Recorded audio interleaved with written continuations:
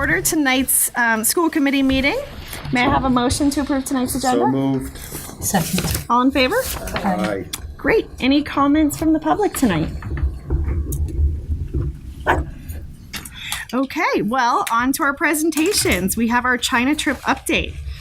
So I'm going to ask the committee to go down to the front row so we could have our students and their teacher, Yeping Zhu, come and talk about the Chinese trip. Okay. Come on up. It would be great if You're you probably could. fine there to see the angle. We keep going. Whatever you want to say. Everything else? So I guess just make sure you guys can see the picture of yourself. So when you're talking about it, you can stand if you want.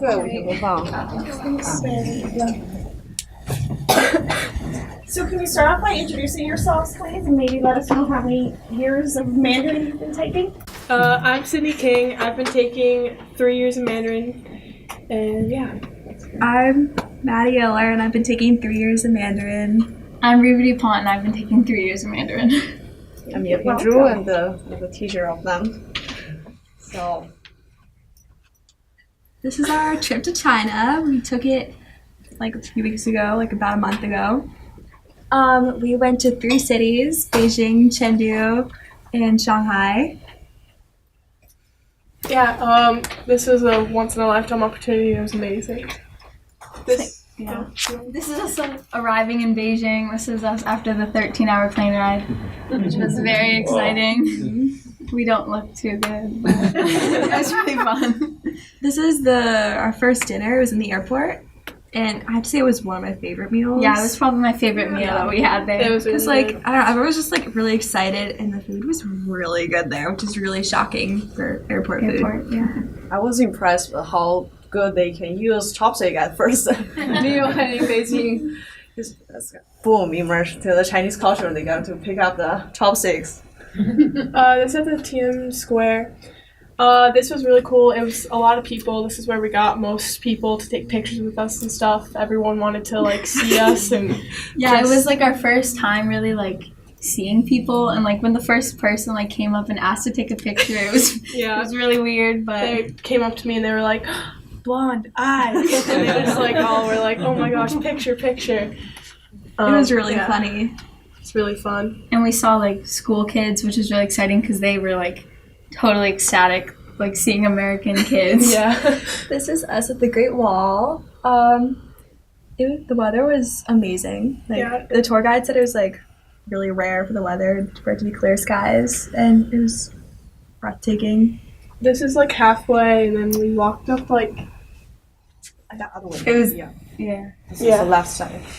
It was really challenging though. It was really very- hard. The steps There was were, one like, part that was like that. It was, and they were very thin crazy. steps. Yeah. This is the next day when we looked over the Forbidden City. It has 9,999 rooms, and it was just so beautiful to see like all the architecture and stuff like that.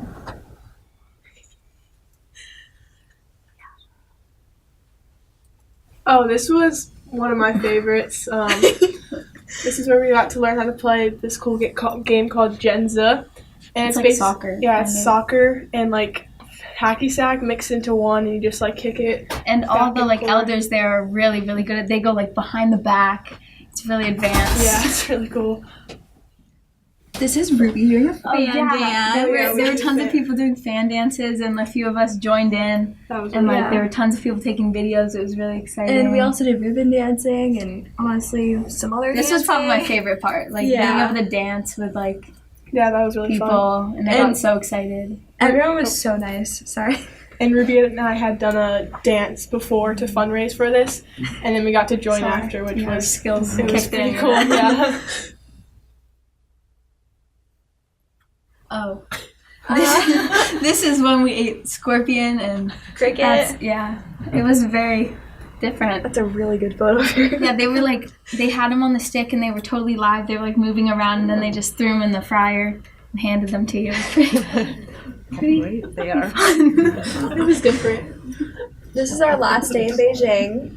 This is where we went to like in like an international school, and this is all of us taking algebra or history. Yeah, there was some of us were in a history class, some of us were in an algebra 1 class of 7th graders, and it was really interesting because they knew so much English and the teacher only taught in English. Yeah, it was all taught in English, which was crazy. And their Because it's motto second was language. English is the new world or something like that. Yeah, and we did a flag raising ceremony where the whole school gets together and they do this whole song kind of thing, and it was really speeches. it was really cool. Oh yeah, this is paper cutting. We went to our own art class where we learned paper cutting. This was definitely really challenging. We were all really bad at it. Oh yeah, this is the flag raising ceremony. Yeah. And they have all the sports teams, that baseball team was recognized for their win or something, so they got to go to the front and everyone clapped for them, which was cool. And since everyone was younger than us, it was just we got to play. This was so much We got to play fun. basketball with them, and we had this is our little dancing circle. They showed us some Yeah, of we our had a dance off with all these girls. They were really, really good. Yeah, it was really fun. This is in Chengdu. Our first day, we went to go see the pandas, and they were really big and fluffy. Red adorable. Panda walked on my foot. Oh yeah, we were walking, and a red panda just climbed through the fence, which I don't think walked was right on my safe. foot. But I was it just oh. went through and walked by us. And I walked over Sydney's foot. Yeah. Yeah, the panda's really cute, and there was a lot of baby ones. And Oh yeah, this is irrigation. This is actually really cool. I didn't expect so much Yeah, I from didn't it, think it but was gonna. after walking through it, it's really pretty. Walking on that bridge was really cool. It was really, really long, and you got to see everything, the water. Yeah, It's and it was cool. irrigation from before Christ or something like that, and it was just really cool to see a lot of history. And then this picture is Joshua explained that that's what the kids do in China. That's how they pose for all their photos. They also do So, yeah. one like this. A lot of peace signs Yeah. in China, and that was one of the main things. So we did that. yeah, Oh, this is our homestay. homestay. This is our homestay in China where we got to be paired up with a sibling, a host sibling, and we went home with them for the night. very Yeah. exciting. That was It was my really girl. interesting. Her name was Miyavi, That's my And- girl. Her name's Jessie. and we went out and we got hot pot, which is a Oh, yeah. traditional kind of meal there, which was really fun. And we went to a movie. And Mine is not shown here, but her name was Amanda. I actually forget her Chinese name, but she bought me these really crazy lollipops that were really cool. yeah, and it was cool. We got to go to their house and see the different kind of Yeah. way that they live, and it was Yeah. cool because when you walk in all houses in China, you don't go barefoot. That's not okay. So right when I walked in, they handed me slippers that I had to put on. Yeah. It was really cool, and we got to practice our Chinese there too, which was it was a good experience just for me to learn and talk Chinese. Yeah, to because the people. parents didn't know any English, so Yeah. we had to try to talk to them. The only person in my family out of all 10 of them was the only Jessie, so it was different to ask them where the bathroom was or what to eat and what was good and everything. So.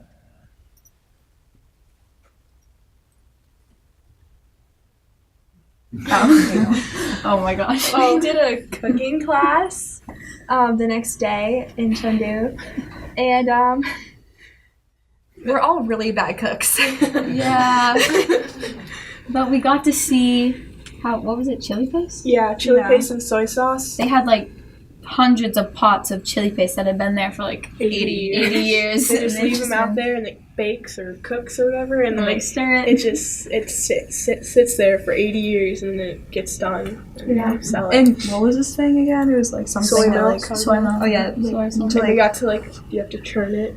yeah, it was really hard. Yeah. It was really fun though. We got to make 3 different meals. Yeah, it was kung pao chicken, panda dumplings, and I don't know what else. the spicy tofu. Oh, Yeah, the spicy spicy tofu. tofu. Yeah. And then this is all of us with our certificate. But I don't think I deserved it. But This is my this favorite. is in really cool. Shanghai. where we were supposed to go on the top of the Pearl Tower, but we weren't able to. So instead, we went to the what's that building called again? Financial. It's right there. It's the one with the hole in bottle. it, kind of. Yeah. This is really cool. You could where Ruby is standing right there. You could see It's, right all glass, down. and It was just, you look it was right like down. 100 floors or Yeah, something. it was the Yeah. second 100. tallest building in China. It was really insane. Oh, this is the bun. This is really fun. Yes, point the building.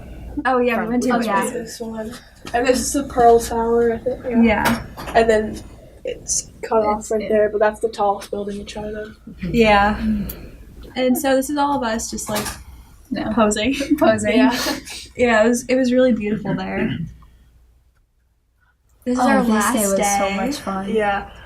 We got to teach some kids English for a little bit. We did 4 classes for 30-ish minutes. 30 minutes. 30 minutes. And after, we had a whole new respect for teachers. Yeah. Wow. Yeah. Like, after one 30-minute class, we were done. It was so tiring. Like, But I thought it was really cool because to get their attention, you just had to go like this, and they would all And they sit would back all on just- their desks and would just go. And They're they just look very at well you, behaved. and they just shh. They're but like, it was shh. crazy because they're like second groups did you graders have? and they understand Yeah. a lot of English. Like, we were talking to them and they full on know what we're saying. Yeah, they were all like. I had first graders and they were a little out of control. Yeah, it was definitely I don't know what fun. kids you got. It was really fun. We got to play games. Yeah. Oh, and then after they performed a special dance or what was that? Martial arts. Martial arts, yeah. And it was just really cool to see them, and they were all in sync. And it was Yeah, it was really, really cool. amazing. And then we took our picture with them. And again, it was just really cool because they were so excited. Yeah. We had kids lining up for autographs from yeah. us. Yeah, it They was would so hand us sweet. their notebook or something, and we would sign it for them. They got so excited. Some of them asked us to sign their arms. Yeah, a girl asked me to sign her arm. It's pretty fun. Thanks for watching. Yeah, thank you.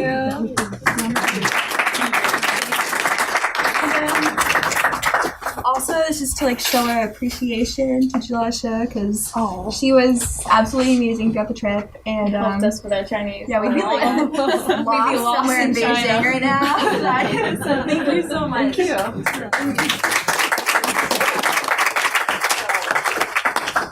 Thank you so much. Does anyone have questions before Yes. you guys leave? How many of you went? 18? 17 students. students, That's 3 yeah. moms and Callie Cooney with myself, so That's great. 22 people. And are any kids going to come here, kind of like an exchange? I'm trying to talk to schools in Beijing or Chengdu and in the cities that we have right now, but things getting more and more complicated. If you want to find a sister school, they're all looking for more of the exchange program where the schools are in California or New York, those big cities, where they already have those international school we went. They already have their own school sister program, and the Beijing school international school I did last time, they were pretty exciting about developing new track for sending kids to our school, but they also said it's a sensitive time in Beijing right now, so we couldn't talk about that. Right, so I will keep in touch with that director and That's say, great. That's yeah. interesting. yeah. Yeah. I'm sorry I missed the meeting, but I just want to personally, as a parent, and give trust to my child to some of the grown-ups who are in this room, and she had an extraordinary experience. I never, I'm going to get crying. I'm moved by it, but I never would have imagined any of my kids could do this. Yeah. Incredible trip.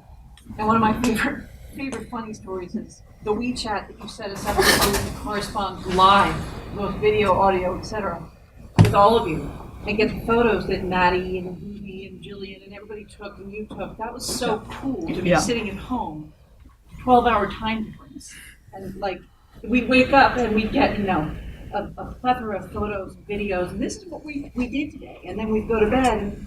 You'd be waking up, and it was, of course, reversed. It was so cool. And then Yeah. one time I was sitting down at the end of a long day, and Jillian texted me, "What's the weather in Beijing?"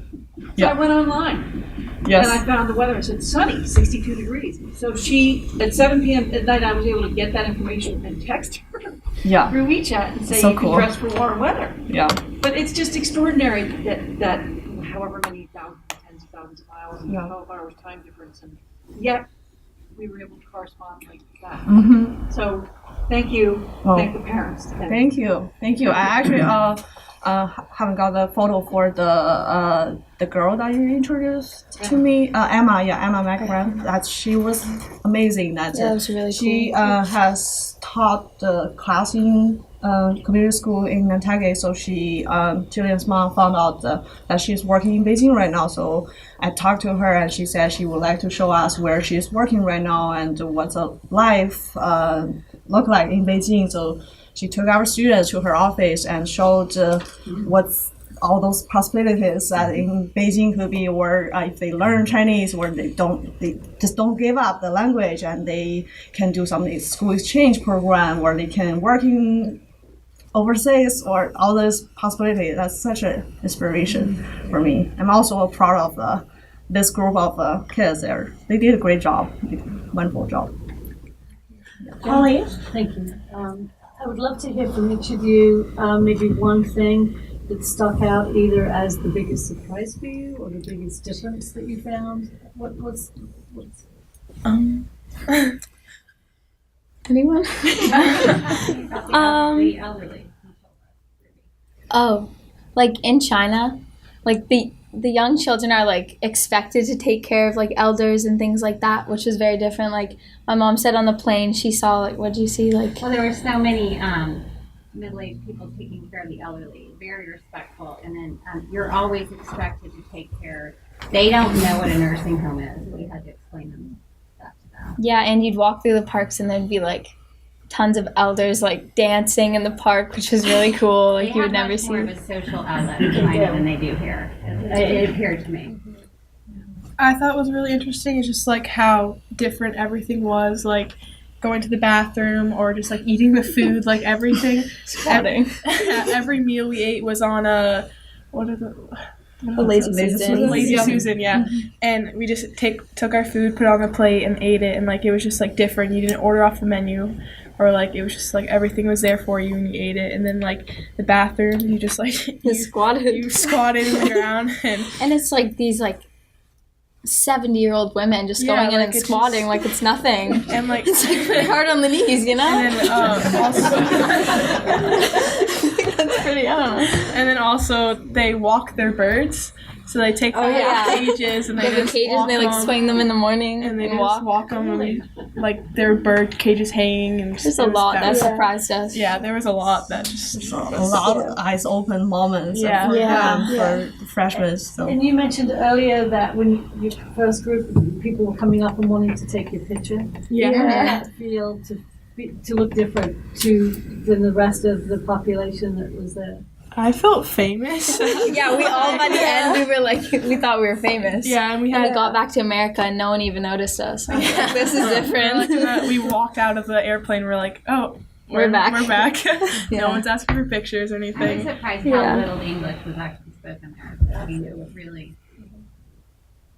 I expected more. There was a lot of signing. Yeah. It was really cool. But you got to the Great Wall. Yeah. I mean, come on. Yeah, It was that's quite a trek. amazing. Yeah, that's really. I know Maddie and Jen, they climbed up start to bottom, and that was Yeah. Else walking. They were the only ones that took that challenge on. Yep. It was all her Maddie did it decision. out of guilt. Yeah. She didn't want Jen to go alone. Yeah, you'd get lost or something, and it just wouldn't be good. My question was not as complicated. I noticed you said that as soon as you got to the house, they handed you shoes. Is it true that you have to change shoes for different rooms that you enter? No, not different rooms, just for once. entering. Yeah, one. Yeah. Yeah. They was cool. are so afraid to you to get cold in the room with barefoot, so they want clean, and they also want you to put on something instead of having barefoot walking. Yeah. So If I can just add, one thing I noticed, I was really impressed in the different schools that we went to, the amount of respect that the students had for their teachers, and it showed. And I thought that was so impressive. I also noticed that the schools do meditation. The last school that we went to, the migrant school, all of a sudden the bells ring, They music do. comes on. They do eye exercises. And They in like Chinese, there's very take 5 soft minutes voice telling these students like where they should be rubbing, and everybody's quiet. And for like 2 or 3 minutes. 5 minutes. 5 minutes. Yeah, we did it in our class when we got back. It was a really great time. I noticed the kids, they all were quiet, respectful, and then they were able to really get back to their work and focus immediately after. And also exercise before class starts, the routine that they would go through. Right. And when they would answer a question, they'd step out of their seat, like which I step, thought and was they'd just cool. Be like, they answer and then And they they sit sit back down. Even like the first graders would do that, which was really cool. And they had longer time in between their classes, and that was the time they needed to go get water or use the bathroom because they weren't really allowed or supposed to leave during their class. So a lot of interesting things, customs, exactly. Thank you. Thank you. Thank you very, very much. Thanks. Thank you. Thank you for coming. Oh yeah, actually we'll stay on here, sorry. Yes, thank you. Thank you so I'll step out.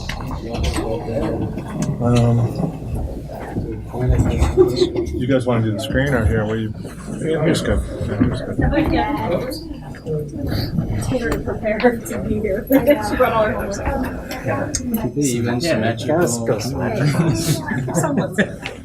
Welcome. Thank you for coming tonight. Thanks for having us. Could you start off by introducing yourselves, please, to the audience out there watching on TV? I am Darren Lucas, one of the math teachers here at the high school. John Barone, been teaching math for about 6 years. I'm Paul McCary. This is my second year teaching math at Nantucket High School. Janelle Gurley, first year teaching math at NHS. Michael Horton, Director of Curriculum and Assessment for Science, Technology, Engineering, and Math. I think this was the 5th year in a row that the Nantucket Public School District took a team of teachers to the NCTM annual conference, the National Council of Teachers of Mathematics. A few years ago, we took a cross-section when the conference was in Boston locally, and we had just about one teacher from every grade level. The last couple of years, we've been focusing on a school or a smaller team. So this year, we focused on the high school. And first and foremost, thank you to the school committee and the district for funding this annual trip. It is great to go with a small group. We connected very well. I thought we all worked well together. We traveled well together. It's a lot easier to get dinner reservations or other tickets, in a small group opposed to a group of 12 or 14. But the focus was the high school, and I also want to thank this group because you guys really impressed me. The conversations that we had about students and teaching and learning of students and mathematics in the 21st century. And I can say that the math department here, the high school math department, they care about kids. It's not just courses, it's not just credits or grade point averages, but they honestly care about young men and women. So I'm just going to start off with some overarching kind of themes and then let each of the high school math teachers talk about their sessions and their key takeaways. Every year there seems to be some type of subtle theme that either the president of NCTM tells all the presenters, hey, squeeze this in when you can. For example, a few years ago it was rubrics. A couple years ago it was standards-based grading. Last year it was number talks. Everywhere we went, everyone was talking about number talks. This year we picked up on this common theme, and I'm going to elaborate a little bit because it all kind of comes together. Number one is student engagement. Getting students moving and working instead of sitting there doing nothing, zoning out, or always asking, why do we need to learn this? Why do we need to know this? Math discourse, debate is good. Having students looking at a problem and debating the different solutions. Are they both acceptable? Having students back up their reasoning with evidence. Perseverance, as math gets more and more complicated, to stick with it, that, effort does make a difference. You can do this. Start over again, try a new approach. And then this was kind of a theme that started last year with Dan Meyer. If you ever Google Dan Meyer or be less helpful, Dan Meyer will probably come up. And this pretty much sums up this slide. And in my experience, kind of sums up our whole weekend. There's a real big difference between telling and teaching. And sometimes math teachers especially get into the habit of, we know what's right, we know the answer, this is what it is, listen, why don't you get it, okay? But this group here has made that jump to kind of step back and give less information, give bits and pieces, let students struggle, okay? So they can be more engaged instead of just listening. Let students debate themselves. So the teacher is doing less and they're debating and having discourse. And then, it's okay for students to fail because they can learn and develop good skills like perseverance. So being less helpful was probably one of my biggest takeaways, and it was something that started last year and was continued in a few of my sessions this year. All right, so that's kind of an overview. Up first, I think, is Janelle. Hi. So I attended about 9 different sessions over the course of 2.5 days. I was a busy bee while there. Being new to the district as well as being new to the math department, I tried to cover a little bit of everything while in DC. It was important for me to cover new teacher strands as well as student engagement, student perseverance, as well as tools that I can implement into the classroom right away on Monday morning when I got back. So for me, my biggest takeaway from the conference was definitely student perseverance. I work with a lot of younger freshmen as well as sophomore students, and watching them problem solve. Sometimes they're suffering through the problem solving, and I'm trying to get them more from the suffering aspect to persevering through problem solving. You have a problem. What are the tools you have that you can use to navigate this issue that you're having? How can we move you from me holding your hand to you actually working to problem solve? So for me, that was one of the common themes as well as the biggest takeaway from the conference for me. As well as Dan Meyer was awesome, as Mike mentioned, with his full stack lessons initiative, being less helpful, giving the students an opportunity to close their gaps on their own, listening to the discourse in the classroom and just giving them a little bit of information at a time. So chunking to a whole new level. Not just breaking the information down and handing it to them, but just unfold or peel back a layer at a time for them so that you're assisting them to navigate the problems that they're working on. And one of the most fun sessions that I went to was from a teacher from South Carolina, and her name is begetting me right now, but she introduced the concept of mathematical circuit training. So she writes her own circuits. So when you go to the gym and you're doing a circuit, she designs her lessons so that every group of 4 at a desk, they have a circuit that they need to problem solve through. So each question is related to the other, and you know that you got to the wrong answer if you ended up at a previous problem that you've already solved. And I found that to be a really interesting concept for the students that I have right now. So that was something I was able to bring into the classroom in a super modified way, but bring it right into the classroom that Monday and Tuesday. Giving my kids a short, instead of 20 problems, giving them 5 problems that are interconnected and using those problems to help each other work as well as to help them solve the other problems.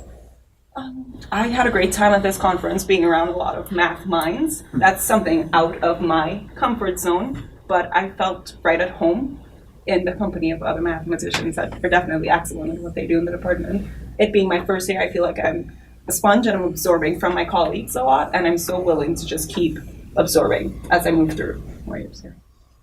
Thank you. All right, so first and foremost, I just want to thank you guys for letting us go. You always leave inspired, refreshed, especially this time of year.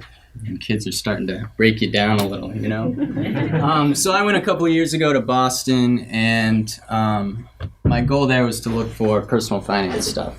And there really wasn't that much. And then this year, I wanted to see the growth and see if a lot of other schools are kind of partaking in that. And there was only a couple sessions, but these sessions were the hit. This is where a lot of people were at. There was a lot of excitement. So you can really, it reaffirms kind of what we're doing here. Not that we really needed that, but you can really tell that a lot of schools are trying to incorporate that sort of stuff. We have a personal finance half-year course. A lot of these other schools are trying to get personal finance so that it's accepted by colleges as a math credit. Like right now it's just a half-year elective. they're trying to push it a little more strategic like that, which is great. But we cover a lot of the stuff that they were talking about through like AQR or like the personal finance. So we have that covered, which was good. But a lot of great sessions out there. The main things, just like Dave talked about, was helping less. So like just to give you an example, would be like problems we do in math. It's like we give them an equation, you solve for x, right? Like what's the maximum, area for a garden? Big deal. They figure out x and they have an answer and then they go with it. Well, like they structure questions like who do you think is the best baseball player of all time? And so that's a much more open-ended question where kids have to do research, they've got to back it up, they've got to have arguments, and there's so much more to it. And I thought that was a key thing to way to structure math. Find things that kids are interested in and have them back it up like that. But in the final note, just to show you how important personal finance is, I'll share one story. So this was a finance teacher, and he was a good family friend. She graduated from high school. She was top in the class. Brightest one out there. Derivatives, pre-calc, could do anything. So for a graduation present, he gave her a $50 check. Okay? She started a job, and when she went to the job, they wanted to do automatic deposit. So they said, bring in a check. So she goes home. She gets the check from her teacher, brings it in. They didn't check it. Right? So all of a sudden, the teacher starts getting a $1,500 deposit over the next month. And they couldn't figure out where it was coming from, and she couldn't figure out why she wasn't getting paid. And then they finally reconciled it. But that's like a perfect example of we learn all this stuff in high school, and then we go out in the real world, and you face all these challenges that nobody tells you about. But thank you for letting me go. It's great. Thanks, John. So I went also to around 8 or 9 different sections. The first one I went to that I found really interesting was beyond warm-ups. It more talked about making math more accessible to everyone in the room. A lot of the time, regular math class, you'll walk in, you'll have a problem on the board that was from relates to the homework yesterday, at the end of the class from the day before. So the first time they showed them on the board was a picture of like 2 dogs and a clown in a tug-of-war match with 3 astronauts. So it was a way to present the inequality. Instead of having a regular inequality on the board, it was a way to show, like someone who could walk in and look at a picture and see these things that are interacting with each other and try to make sense of what it means. Instead of having a regular 3p plus x is greater than m, they kind of introduce it in a way to have a representation of it. So it was a way someone who maybe doesn't know the language can walk in, look at the board, and then try to make sense of what's on the board, instead of having a normal, regular problem. That was very interesting. They showed different ways to open and close instead of just having a regular exit ticket every day, just maybe a way to summarize a lesson better. And that was very interesting to see. I thought the main part, they have a lot of student engagement. I went to a couple of great different ones that had examples of problems to do to introduce different types of lessons, and a couple of stats ones that I went to that were great. I've already used a few of those in class. If a student has trouble in understanding what a p-value is, they had this great activity where you can show them and have them actually go up on the board and pin up their own number that they get, so the kids can see that it's a sample. Everyone has their own sample, and it's a great way to show how to introduce a way to teaching. It was called Making Sense of the World and Experience First Stats. It was a way to, instead of teaching them this one way to do it, it's a way to they discover where it comes from. So without having to teach them the formula, they can kind of contrive it from themselves.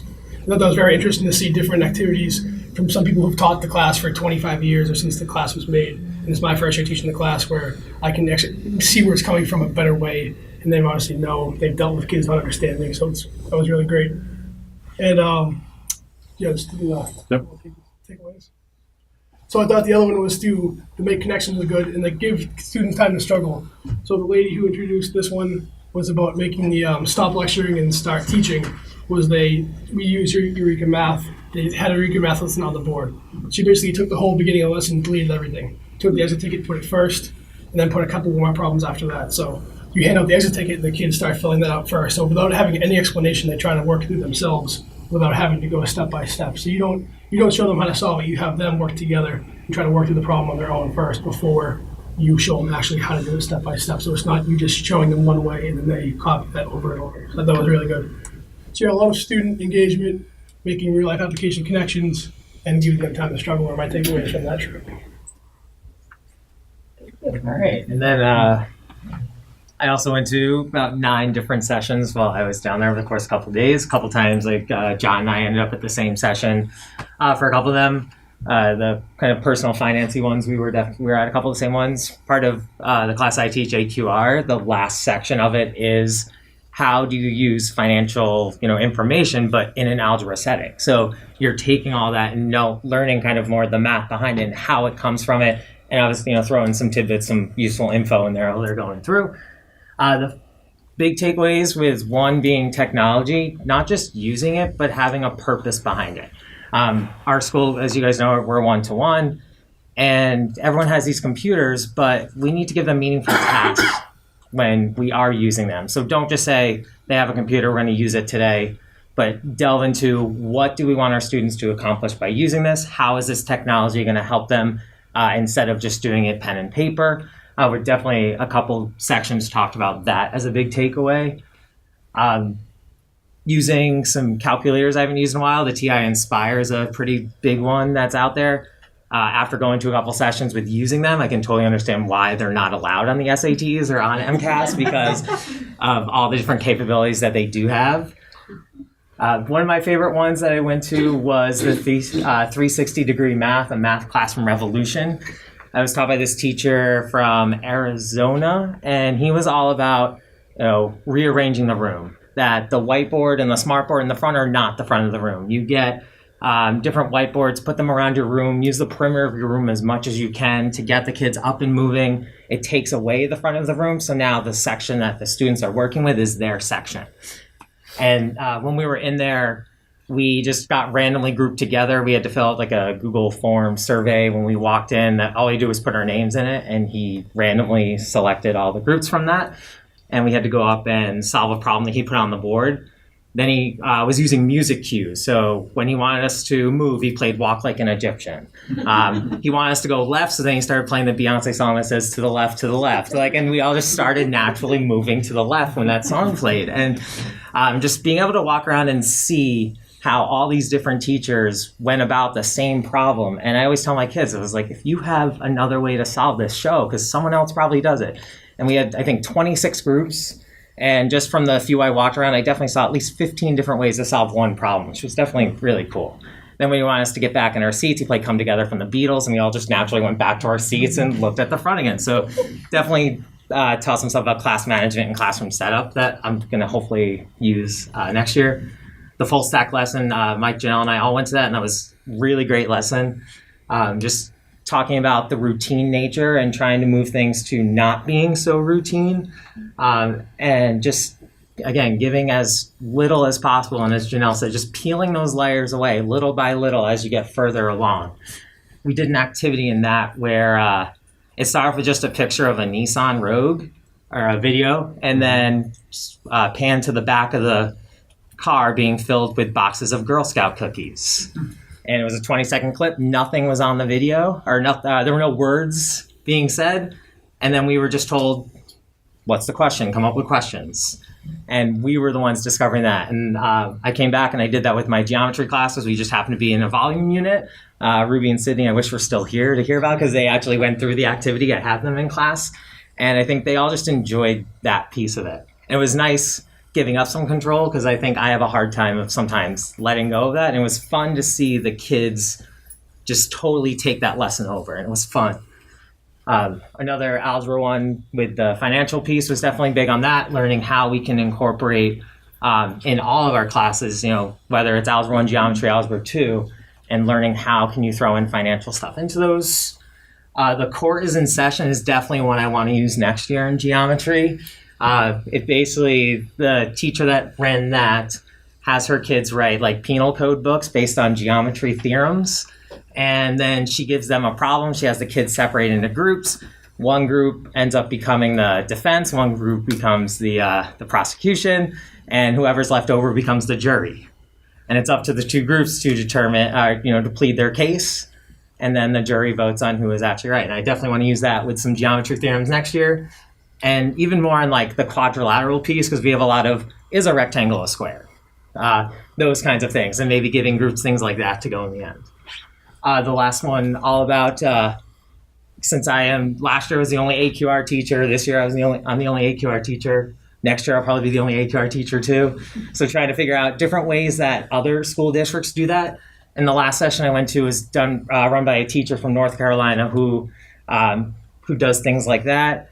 And she actually has a couple of the same activities that I do for a couple of things. And I learned some new things that I definitely want to use next year too, with maybe teaching probability use Titanic and talk about, what would make you the most chance if you were on this boat, like what groups of people tended to have the biggest survival rates because of, where they might have been on the boat and that kind of things. Real world application, just increasing interest. And everything I think comes back to a purposeful use. So don't just use it, but again, delve into that reason of why are we doing this and, have that reason behind it all. So, Thank you. so before we do questions, pretty quickly, students and adults start to estimate how many boxes of Girl Scout cookies will fit. I don't have to estimate. Exactly. What's your number? What do you think? It's a rogue. You can let the seats down. No seats. No. 4 cases. Okay. So it's really fascinating because then you start getting to what size boxes? Because not all boxes are the same size. And if you want to know how many Girl Scout cookies, there's more Thin Mints than there are of the other types. But this is the one that makes kids' head explode. Yeah. Well, so you get we can all agree that we can fit at least 100. Can we all agree that 5,000 is too many? So then you start to zone it in to around 1,000, 1,200. And then the teacher throws up, okay, so Nissan will publish that the cubic meters, of storage in the back of the Rogue is 3.1 cubic meters. Now, you do not measure our Girl Scout cookie box in meters. You measure in centimeters. So kids are like, wait a minute, this is centimeters, that's meters, because then they start playing with the numbers. They get crazy numbers because they haven't converted. So are you going to convert cubic meters to cubic centimeters, or are you going to convert cubic centimeters to cubic meters? And then people start, well, which way do I go? Is it 4 decimal places? Is it 2 decimal places? So it makes kids think, it makes kids debate and talk about math. It's just a great example. And I had some kids when we did it, when I got back here, that whole piece, again, you're given different units, and one group goes like, why are my boxes bigger than the car? And I'm like, and at that point, I'm trying not to answer, and they're slowly big. But it was nice to see them here, put that together and then jump back and. You can feel the wheels turning. Yeah, so it was good to see that. I like seeing them struggle through that and then ultimately getting at the end. Thank you so much. Yeah. Questions from the committee? You've said it 12 times. Steve? What is AQR? Oh, it's short for Advanced Quantitative Reasoning, and what it is, typically it's kids who haven't maybe performed as well in math in the past, but it gears them from after Algebra 2 before they take pre-calc. And everything that we do in it takes some kind of real world scenario behind maybe some of the algebra they've worked with in the past or the probability. We do a lot of stats stuff with, taking real time data in the class and judging a lot of our what we're learning based on the data that the kids are performing. We do a lot of graphical analysis things, and then we end with some financial algebra. Sounds like I need it. Mine is more a comment than a question. It is so wonderful to see the excitement and commitment that you all are showing for our students in a subject that I would say a large group of our students struggle with. And I think sitting in a classroom with a topic that could be dry, to have you all in front of our students just makes me very proud. So thank you. Thank you. Thank you. I'm not going to agree that it can be dry, because math is my favorite subject. It's exciting, and I'm very pleased to see what you guys contribute. And I do hear things. I was at a dinner with a bunch of Girl Scouts last night, older Girl Scouts. And I was asking about school, and some of your names came up as, being part of the experience and a good experience. So thank you for that.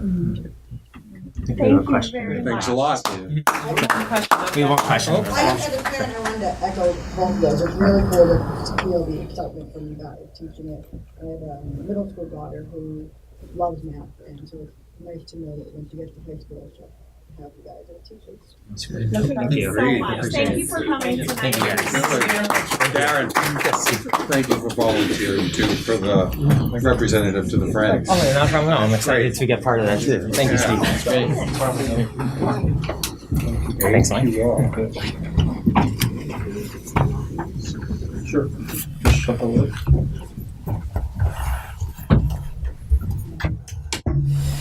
All right, Diane, would you like to join us for the facilities update, please?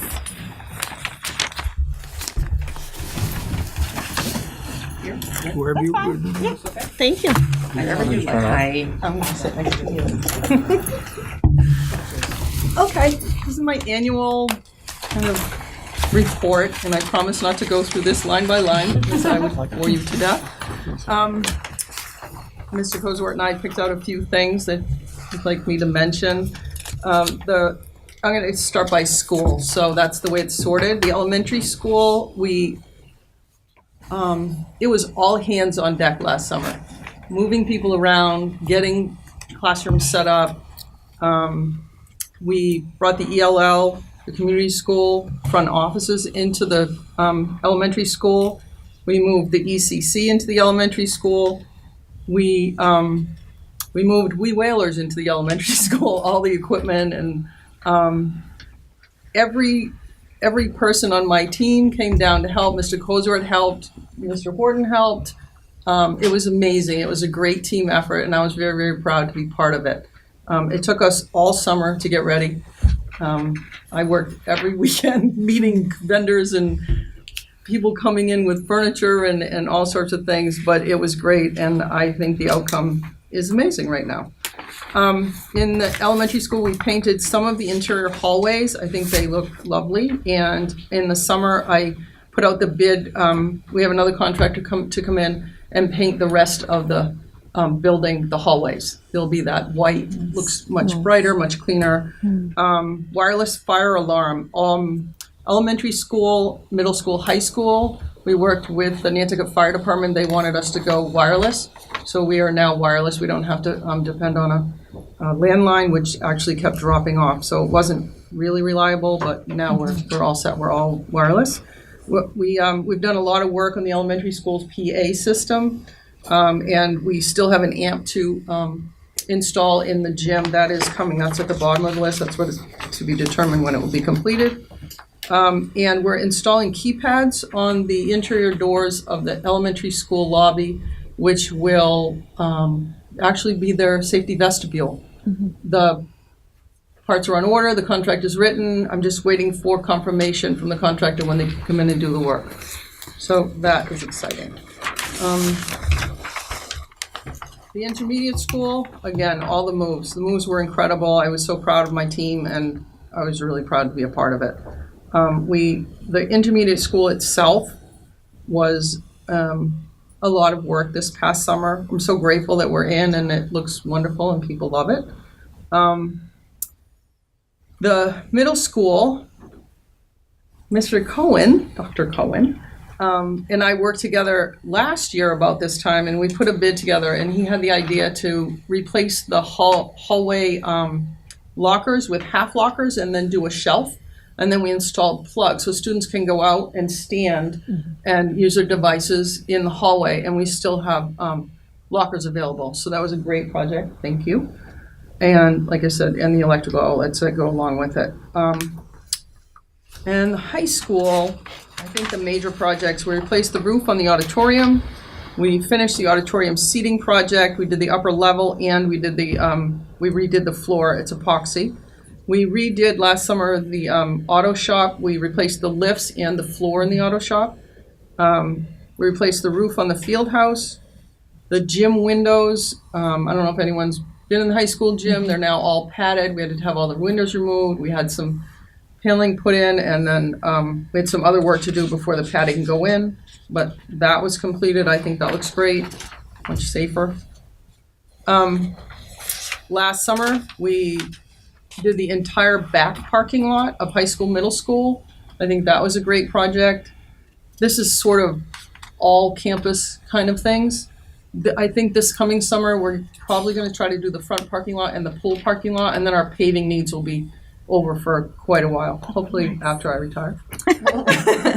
A lot of this work in the central office ground athletics is safety and security.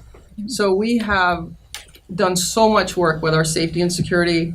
We've upgraded the system. We're now directly connected with the police department. We've added things, we've reconfigured things. It's a lot of work and a lot of time, but I don't think a day goes by that we don't think about what we could do to make it better. And that's basically it. Oh, 32 Surfside Road, the house that we own. We renovated 2 of the apartments, and we have 3 of our admin living in there. That was a really important project for us. It's great to have housing for people that we need to have here. So Absolutely. Thank you so much. Zona, any questions? Yeah, Diane, may I ask? Oh, sorry. You'll have your chance. Hold on. I just offered the floor to Zona. You turned that way first. I don't see, but I could have missed. What about the bleachers? Any plans for that? So last year, we did some work on the bleachers, and we did some work on I call it the filming booth because I filmed from the booth, but we did some work. There was a ladder that needed to be replaced inside and a board, and then this year we're replacing the amp system and the sound system in there. We did shore up the stairs on the bleacher. Okay. We did do some work to those. We're hesitant to replace the bleachers. There's ADA issues, and if we're doing an athletic complex, it'll all be done then. Okay. So if it was shored up, I'm sure It definitely was. It's much better because it was very unsteady. The stairs, I agree with you. Yeah. We did some work. Pauline? Just a comment that you and your team never cease to amaze me on how much you Ditto. get done. And I know what it's like, especially moving everything in before school starts up in September. And you do it with finesse and smiles on your faces. So thank you. Thank you. Steve? It is an amazing amount of stuff. I saw some of this a little while ago when I saw Diane. I had a question of those current and future projects. Are those already allocated in the current budget, or is some or all of that for the next budget? So the NHS vestibule, for example, Mr. Gozort and I went to capital program. It went through town meeting and it's approved. We actually talked about today when we would start designing that vestibule in the high school, so that's on there. The athletic complex, when I went through the strategic plan process, that's a big item on the facility strategic plan. You haven't seen that yet, but it is. So these are just things that we know we want to do. Some of them have been the central office addition. We've recently hired an architect for that. We're just starting to work on that, and that's a project that's in the queue for future. Hopefully, we'll start construction, and our hope is to be in by maybe next summer, but I don't know. It'll all depend on processes and how long things take. Paving's on here, the front parking lot and the pool parking lot. I do have an appropriation for that. It was approved last year, so it's an older appropriation, but I thought that because the back parking lot was in such bad shape, there were potholes and all sorts of things back there, that it was more important to get the back done first. So we're going to focus on the front maybe this summer, or it will only take a couple of weeks. Excuse my newness, but you can carry forward previous appropriate as long as it's spent on the same thing. Yeah, okay. Yep. Steve, any other questions? No. Okay. That was it. Thank you. I have a question, or a couple of questions. The handicap button repairs. I know that the handicap buttons have been an issue. Can you just give me a little, or us, some history of why they're needing to be repaired and why they might not be working? They are working now. I do check them frequently. The high school handicap button, someone keeps shutting it off. So we actually did some things that we hope they won't get shut off anymore. They are working. I've been checking. I actually checked them today. Okay. We did have some issues. Yeah. There were different issues. A couple of them, the elementary school, there was one that needed a fuse and just minor things. Some of them had issues with the programming with the keyless entry system. So they had to be reprogrammed. That makes sense. It took diving in with electricians and BCM controls and trying to figure it all out. It was a lot of troubleshooting, but I think we're okay now. Good. Thank you so much, because I know that's something you've been definitely keeping a close eye on. I would like to say, though, that when the doors are programmed to be locked, they do not work. They're not Right. supposed to work. Right. So people don't understand that sometimes, that we can't have They need them. to be buzzed in, and the door will be open during the school day. Okay. And one other question was the playground at the intermediate school. Do you have any dates or any background information you can give I us think on I that? email their Land Bank's attorney probably every day asking. It is in Land Bank. It is in Land Court. Yeah, They have it has filed their been final a long time. petition. Okay. She heard from Land Court. She actually emailed me this morning. She had just heard from Land Court that it would take 2 weeks for them to assign a title searcher. And she said, I know this is not the best news, but it's a process, and we have to wait for the process. The good news is we've done so much leading up to this. We've done the geotechnical, we've had the archaeological study done. I saw that. We have HDC permit. We're ready to go. I just don't. And the Board of Selectmen have approved the deeds, and once it's transferred, they just have to be signed. So we'll hit the ground running once ready. it is. We're Okay. sort of anxious, but we can't Yeah. really do All anything. right. Well, thank you so much for everything. Can I just mention one thing? Yes, absolutely. DCAM is the Division of Capital Asset Management and Maintenance for the state, and trying to get local vendors to get DCAM certified, because any project over $150,000, a contractor has to be DCAM certified. So I worked with DCAM, and they're coming here June 6th and June 13th. There's 2 workshops. You should attend both. The woman is actually going to come here, teach people how to actually apply. So the first session, it's a bring your own device. She will get them all logged in, get them through a lot of the application, and then she'll give them homework. Hopefully when they come back the second week, they can submit, and their application will be accepted through DCAM, and they'll get their certification. And then they'll be able to bid on municipal projects. Right now, there are very, very few Nantucket contractors that are DCAM. So I'd like to keep the money here. So Is there a way we can advertise this? I was just going to ask, how do you make people aware that this is available? So I put an ad last week in the paper, and I went to the Builders Association last Wednesday and promoted it. And I left a stack of these flyers at the building department. And a couple of the architects asked me for some. They knew builders that wanted to get involved, so I made sure that they got them. And I'm shamelessly promoting it here. So. Great, thank you so much. Thank you, Diane. Thanks, Diane. That was great. Right. Changes to calendar 2018-2019. So I sent you the calendar, and I tried to point out that there are 2 changes that we are considering, and they would be adding September 19th as an early release day, and October 24th as an early release day. We are hopeful, rolling out an initiative for professional development tomorrow with the faculty, something that's been developed by a joint faculty and administrative group to really amp up our work on the standards. And so we're hopeful that if people jump on board, we are hopeful that people will jump on board, and we acknowledge that if they do, we need more time, more professional development time. So that's an attempt to squeeze a little bit more time for that initiative. Not asking for you to vote on it just yet. I think we want to see where this goes, and then come back to you for a vote on it at that time. But not much of a change on that. And I don't want to jump to 1920 if anybody has a question on that.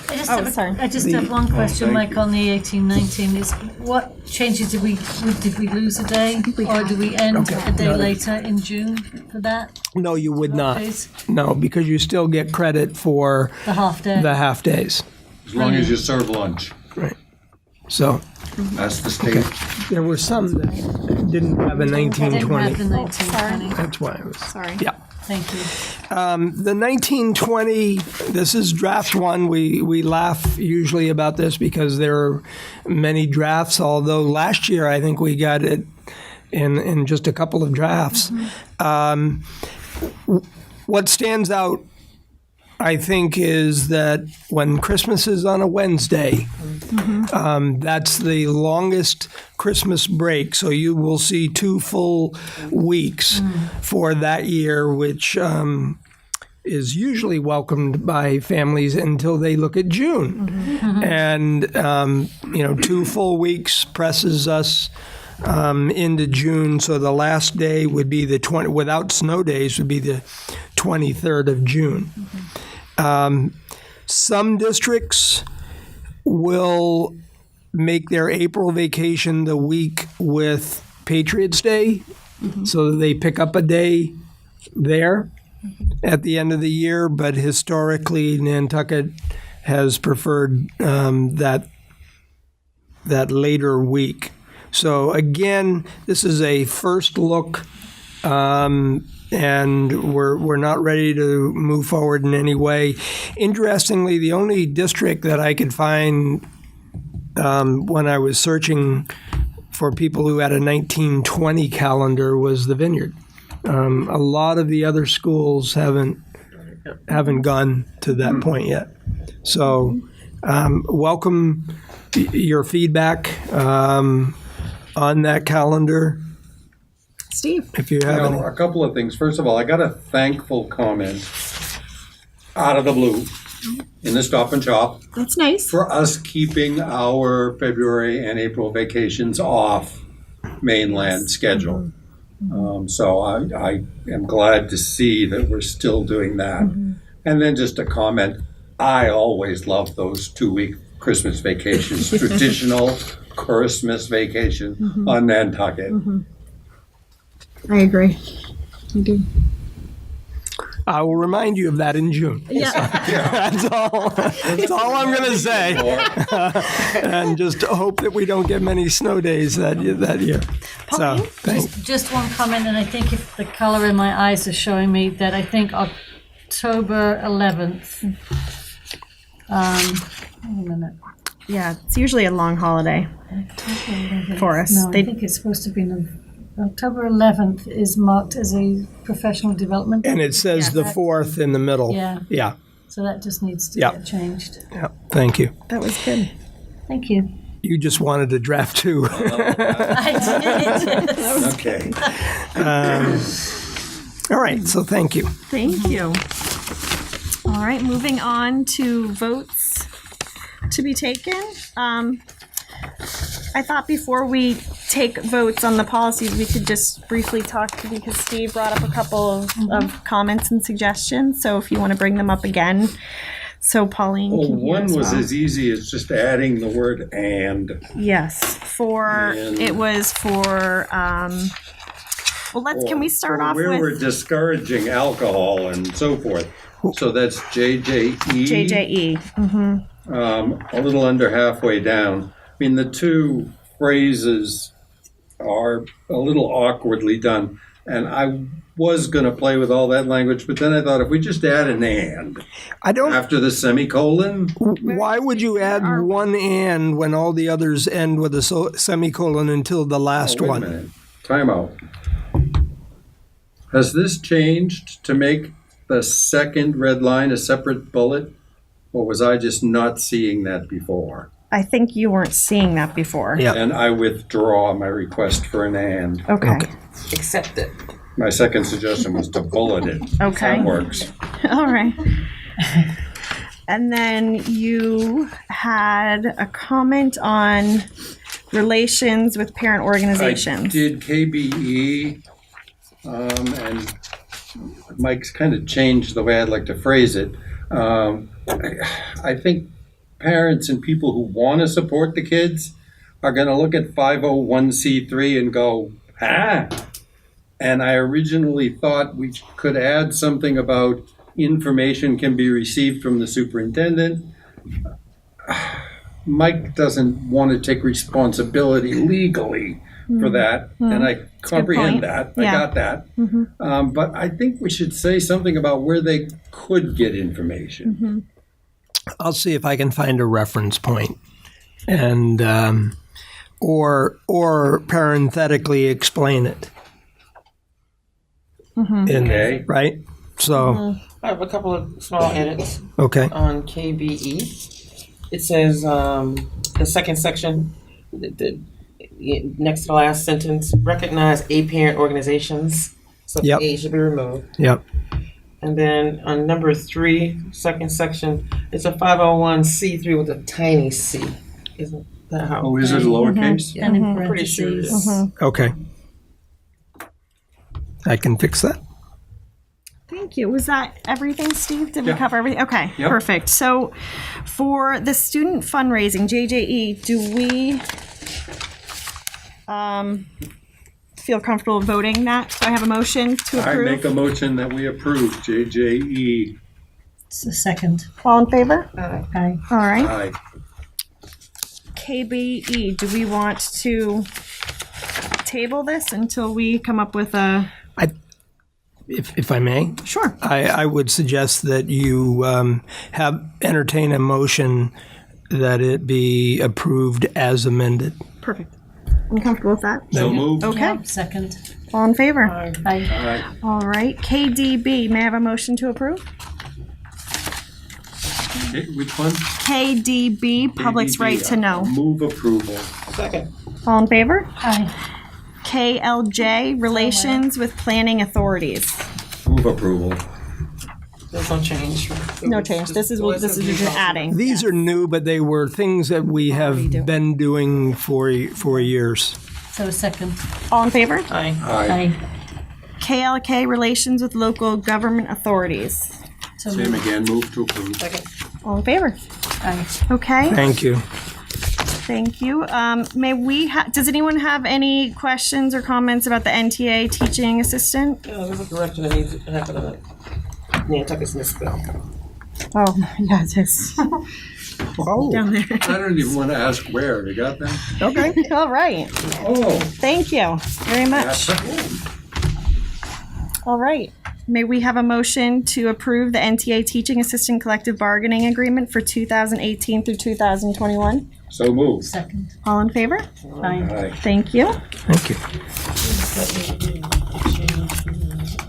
Oh, yeah, we School chair. Yeah, we'll need to change that too. The school What's chair, Melissa Murphy, is listed as the school chair. Yeah, I was thinking about that, and we can certainly do that because she couldn't sign that now. So I think we Should be Tim. Yeah. Okay. Oh, yeah. All right. Let's see here. May we have a vote to approve the MOU between the town of Nantucket and Nantucket Community School, the community recreational programming? So moved. Second. All in favor, Steve? Yeah, is the community school all in favor of this? Not a problem? Okay. Mike, May I speak to that? This is something that we have done for 2 or 3 years now, and I have notified Libby that this will be the last year that we will entertain that MOU because it has been a challenge and a burden for the community school to keep all those parts together. I think that it rightly belongs. Sorry, Libby, back in with a community rec department. Rec, yeah. And so I didn't want to leave the town in the lurch this year, so I said, okay, we're on board, but this will be it. And I know that she has already announced that on the town side. So Thank you. This would be to your. It seemed like an awful lot. It is for a them to lot. be doing. It is a lot. Can I just ask a question in part of those discussions whether tennis would remain, whether that's a choice of the community school to remain with tennis in the programs? I think It's an all or nothing, or just, that would be a discussion. Yeah. just suggesting that you might want to have that out as a discussion. So will we next year have to eliminate this agreement? I didn't see anything that said it isn't continuous. Or that it doesn't roll over from year to year. It's an annual. It's an annual contract. It's an annual contract. Yeah. So I think. So may I have a vote to approve the MOU between the town of Nantucket and Nantucket Community School? We got a second. So Great. aye. All in favor? Aye. Thank you. May I have a vote to approve the donation from Friends of the Nantucket Public Schools to CPS gift account for 8th grade Spanish trip to Boston in the amount of $700? So moved. All in favor? Aye. May I have a vote to approve the donation from Nantucket Dolphin Swim Team Booster Club to the Nantucket Community School Nantucket Community Pool in the amount of $4,011? So moved. All in favor? Aye. May I have a vote to approve May 1st, 2018 meeting minutes? So moved? All in favor? Aye. May I have a vote to approve transfers and invoices? So moved? Second. All in favor? Aye. Thank you. Superintendent's report. Hiring update, please. Just a couple of things I wanted to clarify. Diana mentioned wee whalers. It was really some of the equipment into the cobblestone kids. So we didn't move the wee whalers out of I think we get it. out of that space. That would But it seemed like we move everything else in the district, and I really would like to credit many of the students who helped us that week. They jumped right in and were moving things from NES over to NIS. It was really a remarkable job by the staff, but by the kids and everybody. That was credited to Mr. Morey who got them together. Yes, he leaned on a few athletes, I think. So, just a quick update on hiring. I try to give you an idea as we're going through it. We continue to be challenged in recruiting. And certainly there is the housing piece that makes it difficult for particularly young teachers and teachers early on the scale to consider moving here. But I think added to that, and a part of that is the 30 miles out to sea, I think is hard for some people to grasp how they can make that happen. And so what is already a difficult market out there, because our colleagues across the Commonwealth and across the nation are struggling to find teachers, and the candidate pool is not what it was. So I just want to, be honest and say we are struggling with this, and in a few areas, special education, I think in particular, but I've seen it this year even in elementary ed, and it used to be that you had a truckload of L-Ed candidates, and so I know Eve Marie is struggling looking for 5th grade teachers.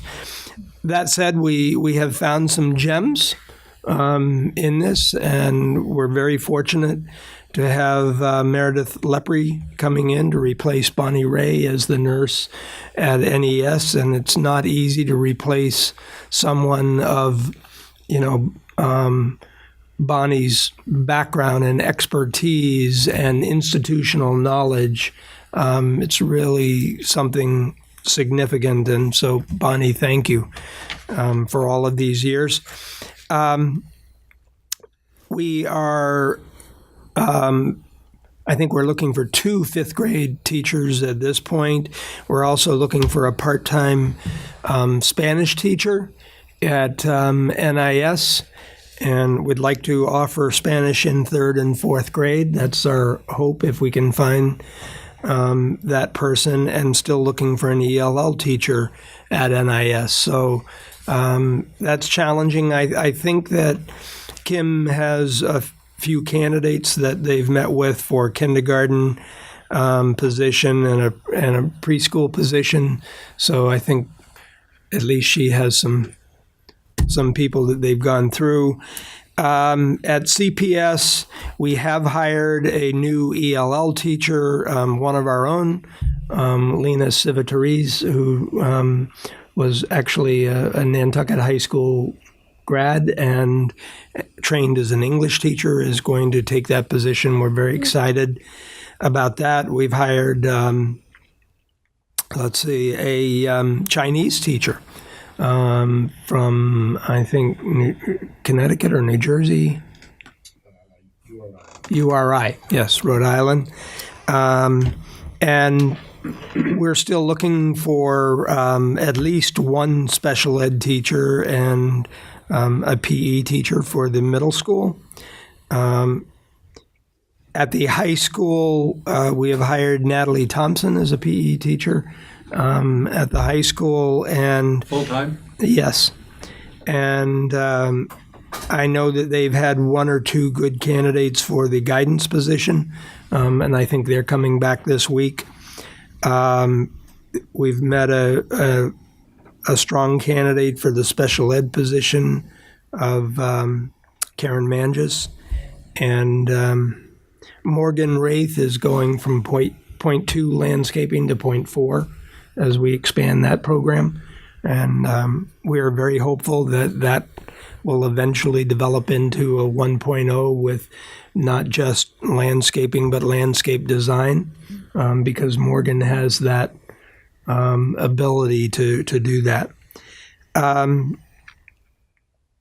Looking for a point 2 social studies teacher, and I hesitate to say replace because we really can't replace Peter Panchi.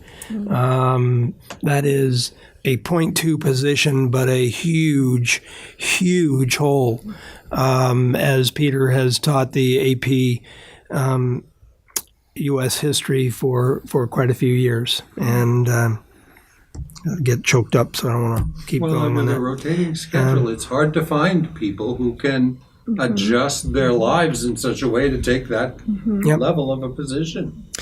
We have, we're looking for a special ed, either assistant director. Actually, we were looking for a team chair, but weren't getting the applications.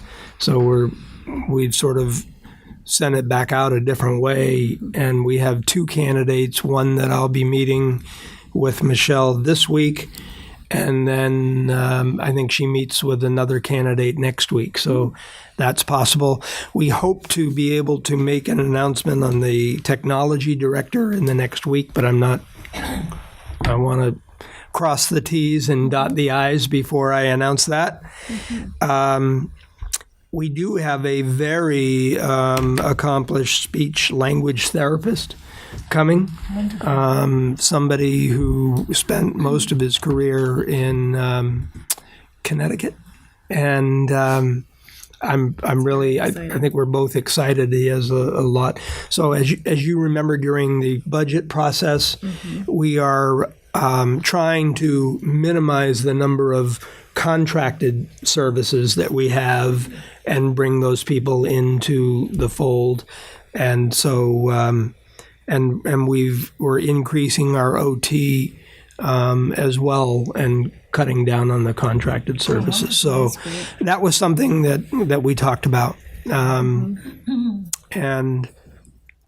John and I are looking at, as we bring in a new counselor, the opportunities maybe to hire somebody as a testing coordinator to address some of the issues that the guidance counselor spoke about. So all of that really is depends on, quite frankly, who left and how much it costs to bring a person in.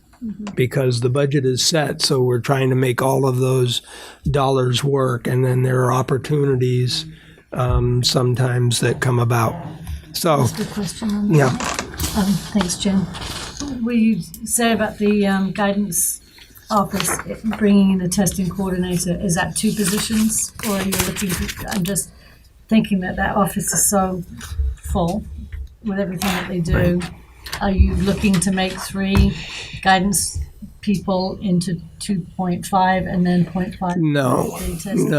We're looking at having 3.5. Excellent. Thank you.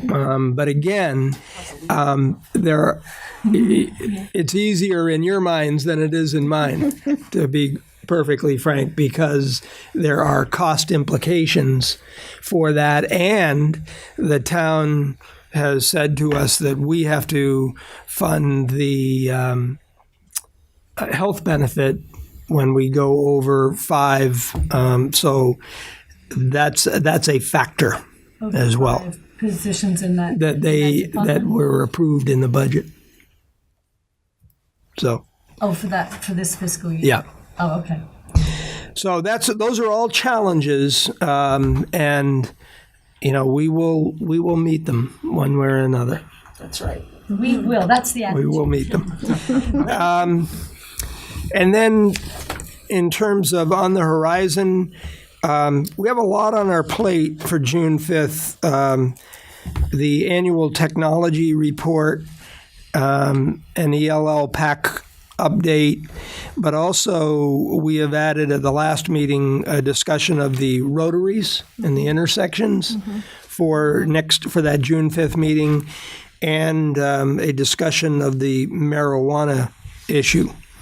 And I will remind school committee and others that there is a hearing Thursday night on the 3 intersections, and that's here at the high school, and I would encourage the community and school committee to come out. It will have implications for our operations. We do not control this, but certainly we have an opportunity for necessary input. And that's this Thursday. That's this Thursday, 6 o'clock. I could add, I noticed on the town website that there's also a marijuana information session on the 21st. I think that's also at 6 o'clock. So it's before we get to it on our agenda. Yeah. So thank you.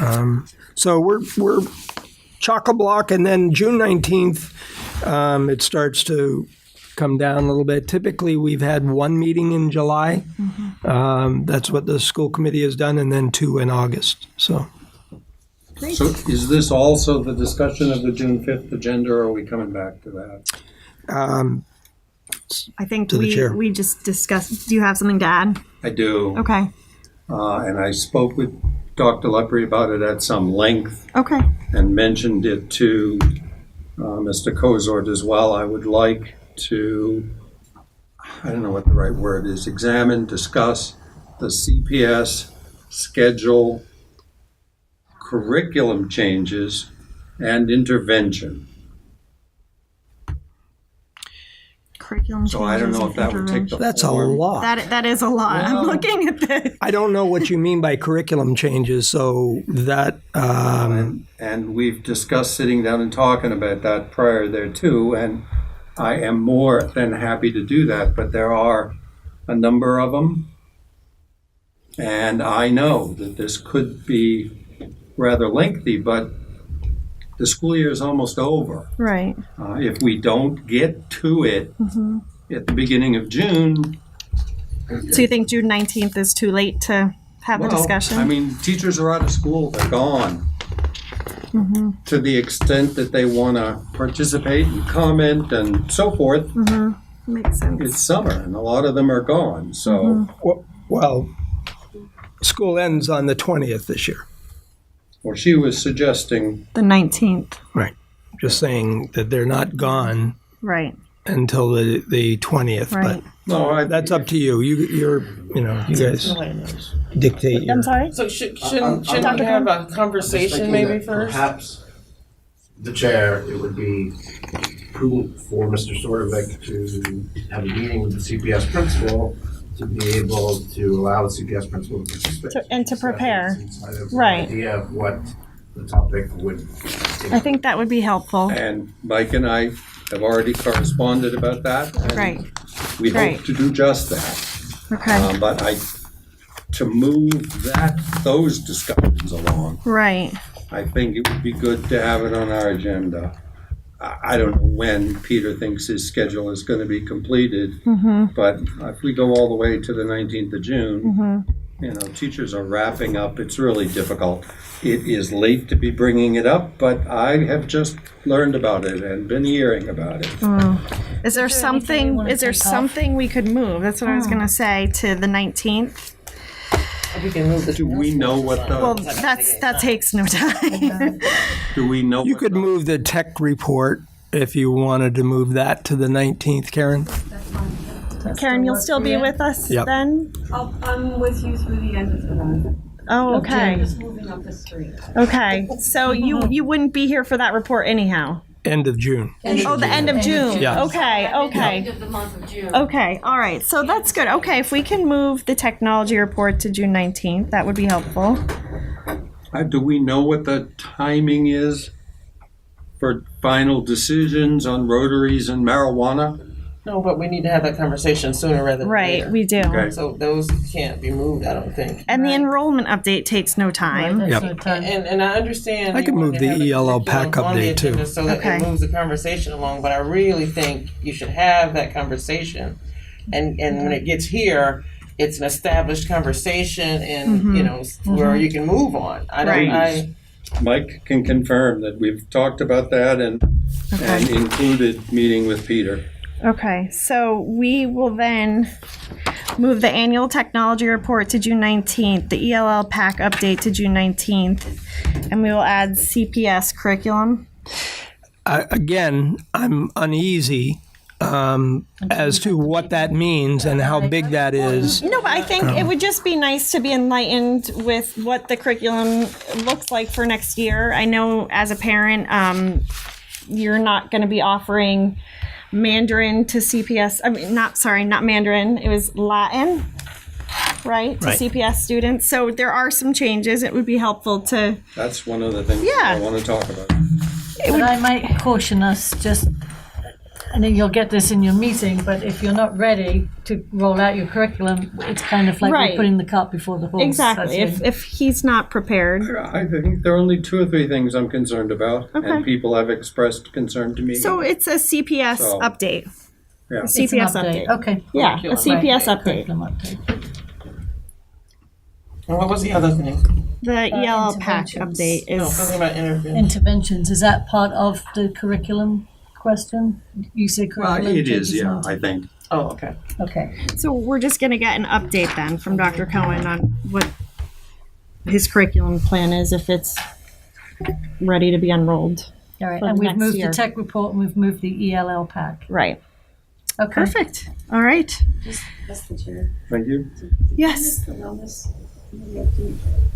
The wellness, we haven't gotten there yet. Listed for June 19th. That's for at the June moment. 19th. Isn't it? It was in May. I just want. No, it's in June 19th. It's on the June 19th. Yeah. So I just want to add before we say goodbye, I received letters from Mr. Kelly, who came and spoke to us about the marching band. So I promised that I would share these with you. They're thank you letters. Oh, they were shared electronically, weren't they, Mike? I did not think so. see that. I think he did put something in the newspaper, Okay. actually. All right. but, Perfect. So I just said that I would share that with you. Does anyone have anything else to add? Steve and his- I got shout outs. That's right. Steve and his shout outs. I'll try to combine the first 3 Okay. to shorten it up. But NES and NIS, man, the lip sync evening, absolutely marvelous. The NIS unified arts, I expected painting, I expected drumming. I didn't expect pottery. It was just very cool to see all the different things that the kids are doing. And the art teachers work with the classroom teachers to have the kids working on things that they're doing. For example, in science. It's just a great model that they were running. And it was a kick to see all that.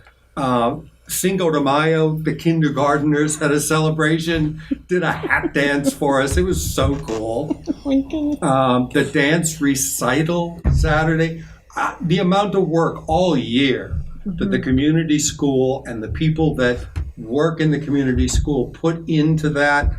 And I tell you, I'm too old to dance, but my feet would not stop moving the whole time. It was great. And I'm going to finish with a show and tell. Oh boy. Oh boy. I spent significant time this morning in Mr. Garvin's, I think it's Wood Shop 2. And kids are well behaved. They get right to work. All these projects, it's unbelievable. I'm sure that you all are aware that they build sheds. But I'll bet you a nickel you didn't know that they also make pans. They've got a woodworking lathe. They get these blocks of wood and use the lathe to get it down to these sizes and shapes. He tried to show it all to me. I just think this is the ultimate in cool, from sheds to pens to everything in between.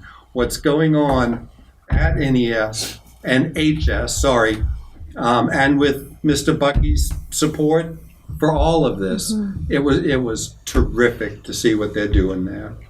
Thank you, Steve. Thank you very much. Sounds like you've been very busy. I'm getting around. Yeah.